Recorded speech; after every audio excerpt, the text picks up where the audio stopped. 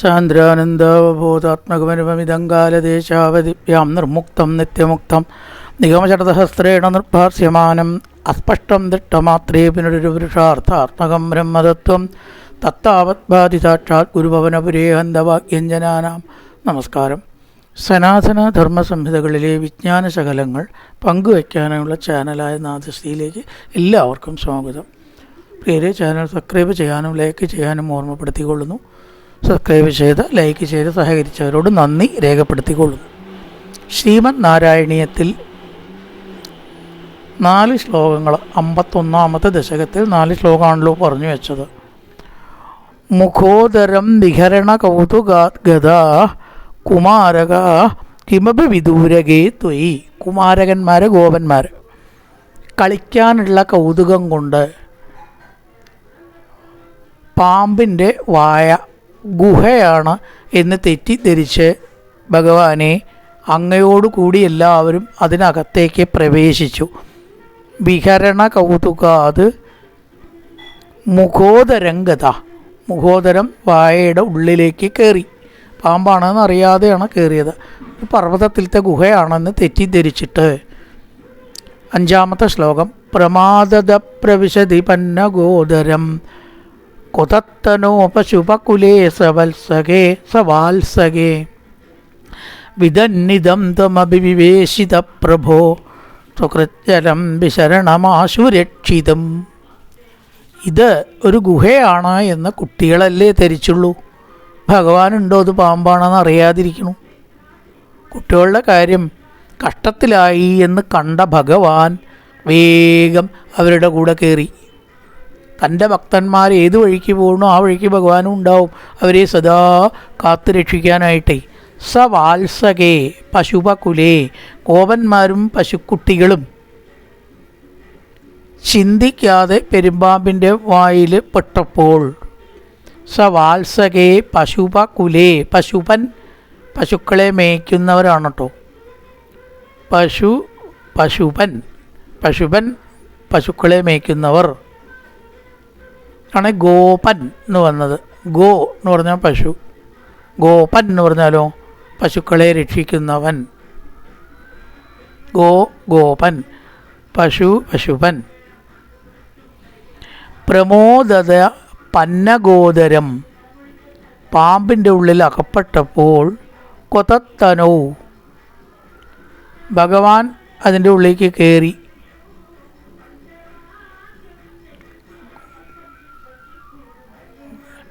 ദേഹം ചൂട് ഏറ്റ് ആകെ വിഷമിക്കാൻ തുടങ്ങി.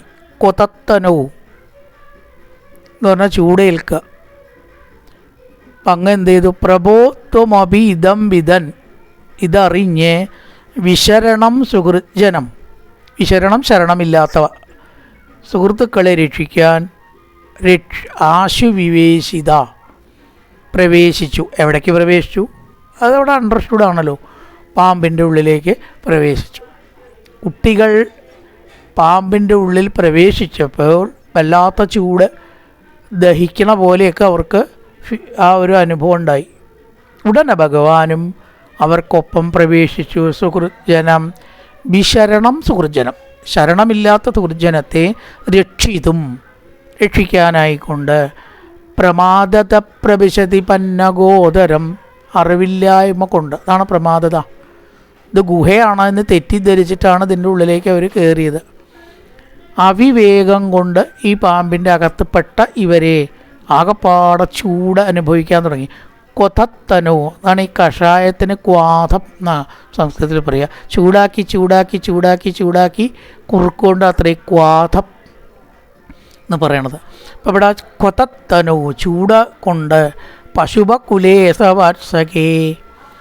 പശുക്കുട്ടികൾ അതിൻ്റെ ഉള്ളിൽ കഷ്ടത്തിലാവാൻ തുടങ്ങിയപ്പോൾ വിദന്നിദം ത്വമഭിവിവേശിത പ്രഭോ. അങ്ങും അതിനകത്ത് പ്രവേശിച്ചു. ശരണമില്ലാത്തവരെ രക്ഷിക്കാൻ താനല്ലാണ്ട് ആരാളുള്ളത്? സുഹൃജനം വിശരണമാശുരക്ഷിതം. ഗളോദരേ വിപുലിത ഭക്ഷ്മണാത്വയാ മഹോരകേലുടതി നിരുദ്ധമാരുതേ ധൃതം ഭവാൻ വിദളിത കണ്ഠമണ്ഡലോ വിമോചയൻ പശുൻ വിനറിയയോ. അതിനെ കൊന്നത് പറയണം. ഗളോദരേ ത്വയാ വിപുലിത ഭഷ്മണ. ഭഗവാൻ തൻ്റെ ശരീരം എങ്ങനെ വേണമെങ്കിലും വലുതാക്കും ചെറുതാക്കും ചെയ്യാം. സിദ്ധിക്കുള്ളവർക്ക് തന്നെ അത് പറ്റുന്നതാണ്. സിദ്ധിയുള്ളവർക്ക് തന്നെ പറ്റും. ഹനുമാൻ ഈ സുരസയുടെ വയറിലേക്ക് കിടന്നപ്പോൾ, പായയിലേക്ക് കിടന്നപ്പോൾ ചെറുതായിട്ടാണ് പുറത്തേക്ക് കിടന്നത്. ഇനി വലുതായിട്ടാണ് സമുദ്രം ചാടിയത്. രണ്ടും കഴിവുണ്ട്. അപ്പോൾ ഭക്തന്മാർക്കും അങ്ങനെയുള്ളവർക്ക് തന്നെ സിദ്ധി ഉണ്ടെച്ചാൽ ഭഗവാന് പിന്നെ ഉണ്ടെന്ന് പറയണോ? ഏറ്റവും ചെറുതാവാനും ഏറ്റവും വലുതാവാനും ഭഗവാന് കഴിയും. തൻ്റെ ശരീരം ഒന്നാണ് വലുതാക്കി ഭഗവാൻ. അപ്പോൾ ഈ പാമ്പിന് ശ്വാസം മുട്ടാൻ തുടങ്ങി. ഇര വിഴുങ്ങുക എന്ന് പറഞ്ഞാൽ അതിനൊരു പരിധി ഉണ്ട് എന്നാണ്. ദുർലഭം ചിലപ്പോൾ ഇര വിഴുങ്ങിയിട്ട് പാമ്പ് ചത്തുപോലോ അപകടത്തിൽപ്പെടലോ ഉണ്ടത്രേ. കാരണം അതിൻ്റെ വലിപ്പം അതിന് അറിയില്ല എന്നാണ്. എത്രത്തോളം തനിക്ക് ഉള്ളിൽ കൊള്ളിക്കാമെന്ന് പലർക്കും അറിയില്ല, ബുദ്ധിയില്ലല്ലോ. അപ്പോൾ പിടിക്കുകയും ചെയ്യും. എന്നിട്ട് ചില പാമ്പുകൾ മരിക്കാറന്നെ ഉണ്ട് എന്നാണ്. കാരണം ഇത് അങ്ങോട്ടും ഉണ്ടാവില്ല, കഴുത്തിലാണ്ട് കുടുങ്ങും. ദുർലഭേ അങ്ങനെ പറ്റാറുള്ളൂ. മറ്റൊക്കെ അതിൽ ഒതുങ്ങണ തന്നെ അധികമൊക്കെ ഈശ്വരൻ നോക്കണേ. ഇത് ജീവിക്ക് ബുദ്ധിയൊന്നുമില്ല ഉണ്ടോ? പക്ഷേ ഈശ്വരൻ്റെ മുന്നിലൊക്കെ മാനേജ്മെൻ്റ് ഉണ്ട്. അപ്പോൾ സാധാരണ സൃഷ്ടികർത്താവ് അതിനനുസരിച്ചിട്ടുള്ള ഇരയെ എത്രയെ കൊടുക്കുക. ഒക്കെ പ്രകൃതിയുടെ അത്ഭുതങ്ങളാണ് കേട്ടോ. പക്ഷേ ചിലപ്പോൾ അതിന് വലുതായിട്ട് വായ മാത്രം വലുതാവും, കഴുത്ത് വലുതാവാണ്ട് മരിക്കലുണ്ട് എന്ന് പറയുന്നു. ഇവിടെ അത് സംഭവിച്ചില്ല. ഭഗവാൻ തൻ്റെ ശരീരത്തെയാണ് വലുതാക്കി. അപ്പം എന്തായി? നിരുദ്ധമാരുതേ, ശ്വാസം മുട്ടാൻ തുടങ്ങി. പാമ്പ് കടന്ന് പടയാൻ തുടങ്ങി. മഹോരകേലുഠതി, പെരുമ്പാമ്പ് കടന്ന് പടയാൻ തുടങ്ങിയപ്പോൾ ഭവാൻ ദ്രുതം വിദളിത കണ്ഠമണ്ഡല, അവൻ്റെ കഴുത്ത് ഇങ്ങോട്ട് പിളർന്ന് പുറത്തേക്കേണ്ടി ചാടി. കണ്ഠമണ്ഡല വിമോചയൻ, ആ കുട്ടികളെ മുഴുവൻ മോചിപ്പിച്ചു.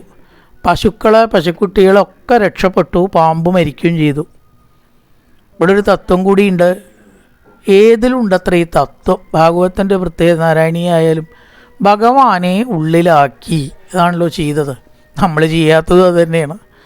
പുറത്തുണ്ട് എന്ന് പറഞ്ഞ് അന്വേഷിക്കാൻ പോവുക ചെയ്യണത്. അതുകൊണ്ട് കാര്യമില്ലല്ലോ. ഉള്ളിലാക്കുമ്പോഴാണ് കഴുത്ത് പിളർന്നിട്ട് മുക്തി ലഭിക്കുന്നത്. കണ്ഠം ഭിത്വ വിനിറിയായു തസ്മാൻ മാങ്കുളിക ഉഭോ എന്നൊരു ശ്ലോകമുണ്ട്. എനിക്കും എൻ്റെ ഗുരുവിനും, ഏതൊരു ഈശ്വരനാണ് കഴുത്ത് പിളർന്നിട്ട് പുറത്തേക്ക് പോയിട്ട് മുക്തി നൽകുന്നത്, ആ ഗുരുവിനും ഈശ്വരനും നമസ്കാരം എന്നാണ്. കഴുത്ത് പിളർന്നിട്ട് അല്ലെങ്കിൽ മൂർധാവ് പിളർന്നിട്ട് ജീവൻ പോയാൽ മുക്തിയാണ്. കീഴ്പ്പെട്ടുള്ള ദ്വാരത്തിൽ കൂടെയാണ് ജീവൻ പോണതെങ്കിൽ അധോലോകത്തിലേക്ക് അത്രയും പോവുക. എങ്ങനെ അറിയുക?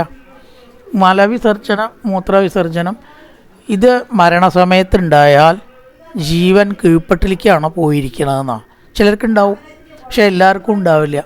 ചിലർക്ക് കണ്ണ് തുറന്നിട്ട് അത് കൂടെ പോവും, ചിലർക്ക് മൂർധാവ് പിളർന്നിട്ട് പ്രാണൻ പോവും. അത് ഏറ്റവും ഉത്തമമാണെന്നാണ്. മൂക്ക്, കണ്ണ്, വായ, അതേപോലെ തന്നെ മൂർധാവ് പിളർ ഏറ്റവും ഉത്തമം. പ്രാണൻ പോയാൽ മേൽപ്പെട്ടും അധോ ഇതായിട്ടുള്ള വിസർജന അവയവങ്ങളിൽ കൂടിയിട്ട് ജീവൻ പോയാൽ, അങ്ങനെയാണെങ്കിൽ ആ സമയത്ത് വിസർജനം ഉണ്ടാവും. അതുകൂടെയാണ് ജീവൻ പോയത് എന്നാണ്. അപ്പോൾ അവിടെ നരകാദി ലോകങ്ങളും അധോ ഗതിയാണ് ജീവൻ ഉണ്ടാവുക എന്നാണ്. അപ്പം ധ്യാനം പൂർണ്ണമാവണ സമയത്ത് മരിച്ചാൽ, അങ്ങനെ ഈശ്വരനെ ചിന്തിച്ചിട്ട് നമ്മൾ പ്രാണൻ വെടിഞ്ഞാൽ എന്തുണ്ടാവും? ഊർധ്വഗതി ഉണ്ടാവും. ഭഗവാനെ ഉള്ളിലാക്കിയിട്ട് മരിക്കുക. ഇപ്പം മരിക്കുന്ന സമയത്ത് ഈശ്വരനെ ചിന്തിക്കാൻ പറ്റുമോ എന്ന് ചോദിച്ചാൽ പറ്റിക്കൊള്ളണമെന്നില്ല.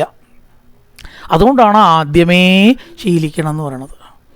ആണ് ഒരു ഭക്തൻ പ്രാർത്ഥിച്ചത്, കൃഷ്ണത്വദീയ പദപങ്കജ പഞ്ചരാന്തം അദ്വൈവമേ വിശതു മാനസരാജഹംസ.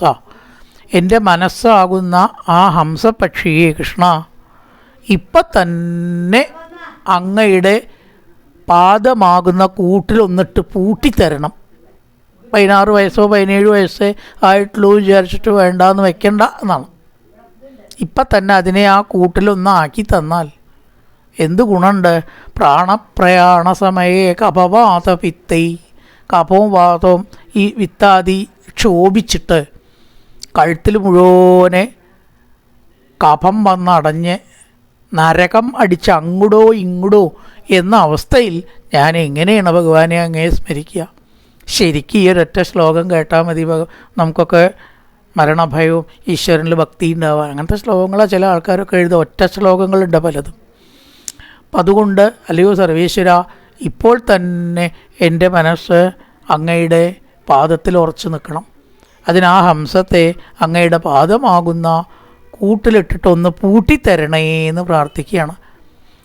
അപ്പം അങ്ങനെ ഏതൊരാൾ ഭഗവാനെ മനസ്സിൽ ഉള്ളിലാക്കിക്കൊണ്ട് ഉറപ്പിച്ചിട്ട് ആ ഒരു രീതി ശരീരം വെടിയുന്നുവോ അവർക്ക് വീണ്ടും പുനർജന്മം ഇല്ല. പുനർജന്മം അവർക്കില്ല അത്രേ. എന്നേക്കുമായിട്ട് സർവ്വ ദുഃഖങ്ങളിൽ നിന്നും മോചനം പ്രാപിക്കുന്ന മുക്തി അവർക്കുണ്ടാവണം. മുക്തി വേണമെന്ന് ആദ്യം തോന്നണ്ടേ? എന്താ ഈ മുക്തി കൊണ്ടുള്ള ഗുണം? മുക്തി അല്ലാത്തതുകൊണ്ടുള്ള പ്രശ്നം അത് മനസ്സിലായാലേ ഇത്രേ മുക്തി കിട്ടുള്ളൂ. കാരണം നമ്മുടെ ഒരിക്കലും അവസാനിക്കാത്ത പ്രശ്നമാണ് ഈ ലോകത്തിൽ. ഒരിക്കലും അവസാനിക്കുമെന്ന് വിചാരിക്കണ്ട. അലക്കുകാരൻ്റെ അലക്ക് തീർന്നിട്ടാവാം കാശിക്ക് പോക്കെന്ന് വെച്ചാൽ തരാവോ എന്ന പോലെ ഇതൊക്കെ കഴിഞ്ഞിട്ടാവാം സ്വസ്ഥമായിട്ട് കുറച്ച് ഈശ്വര വിചാരം ചെയ്യാമെന്ന് വെച്ചാൽ ഈ ലോകത്ത് നടക്കില്ല. അപ്പം അതിനെ നമ്മൾ മാറ്റി വയ്ക്കുക. ഈ എല്ലാ വിഷമങ്ങളും ഉണ്ടാവുന്നത് ശരീരം കൊണ്ടാണ്.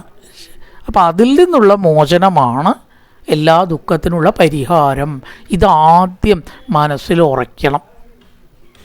അതുറച്ചവർക്ക് തീർച്ചയായിട്ടും അവിടേക്ക് എത്താൻ പറ്റും. നമ്മൾ ന്യായമായിട്ടൊന്നും ആഗ്രഹിച്ചാൽ അത് നടക്കുന്നതാണ്. ന്യായമാവണം, ന്യായമല്ലാന്ന്. അപ്പം അതേപോലെ ഇവിടെ ഉള്ളിൽ ഭഗവാനെ ആക്കിയിട്ട അകാസുരൻ മോക്ഷത്തെ പ്രാപിച്ചു എന്ന് പറഞ്ഞു വെച്ചു ചുരുക്കം. പ്രമാദത അറിവില്ലായ്മ കൊണ്ട്, അവിവേകം കൊണ്ട്. പ്രമാദത പ്രവിശതി പന്നഗോദരം കൊഥത്തനോ പശുപകുലേസ വാത്സകേ വിദന്നിതം ത്വമഭിവിവേശിത പ്രഭോ സുഹൃച്ചനം വിശരണമാശു രക്ഷിതം.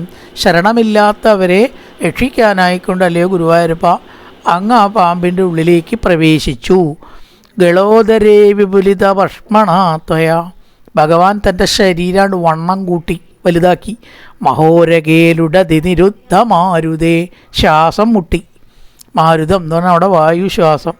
പാമ്പിന് ശ്വാസം മുട്ടി. ധൃതം ഭവാൻ വിദളിത കണ്ഠമണ്ഡലോ. കഴുത്തിലങ്ങോട്ട് നിറഞ്ഞ പിളർന്നു. കഴുത്ത് പിളർന്ന് ഗോപന്മാരോടും പശുക്കളോടും കൂടി പുറത്തേക്ക് യാതൊരു അപകടവും പറ്റാതെ പുറത്തേക്ക് വന്നു. അവന് മോക്ഷവും കിട്ടി. ഭഗവാനെ ഉള്ളിലേക്ക് ആക്കിയതുകൊണ്ട് മോക്ഷം കിട്ടി എന്നുള്ള തത്വത്തെ നേരത്തെ ഒന്നും അങ്ങനെ വിസ്തരിച്ചത്. വിമോചയൻ പശുവിൻ വിനിരിയയോ. നല്ലൊരു പ്രഭാതം എല്ലാവർക്കും ആശംസിച്ചുകൊണ്ട് നിർത്തുന്നു. നമസ്കാരം.